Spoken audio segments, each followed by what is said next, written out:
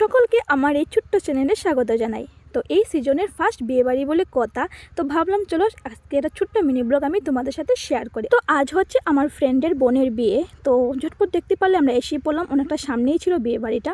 তো এই মাত্র দেখতে পারলে বরপক্ষরা সব এসে হাজির হলেন। আমরা ঝটপট চলে গেলাম ভিতরে, গিয়ে বউয়ের সঙ্গে দেখা করে কয়েকটা ফটো ক্লিক করে নিলাম, কারণ পরে আর বউকে তো পাওয়াই যাবে না। তো ওইদিকে দেখতে পাচ্ছ গেট ধরা চলছে। আমরা বউয়ের সঙ্গে দেখা করে বাইরে এসে দাঁড়িয়ে রয়েছি অনেক বিয়েগুলো দেখার জন্য। তোমরা তো জানোই আমাদের বাঙালির বিয়েতে অনেক রিচুয়ালস আছে। তো এখন দেখতে পাচ্ছ বরকে নিয়ে যাওয়া হচ্ছে দধিমঙ্গলের জন্য, কি হয় আর কি। তো দধিমঙ্গল কমপ্লিট করে এবার বউকে নেওয়া হচ্ছে ছাদনাতলায় 7 পাকের জন্য।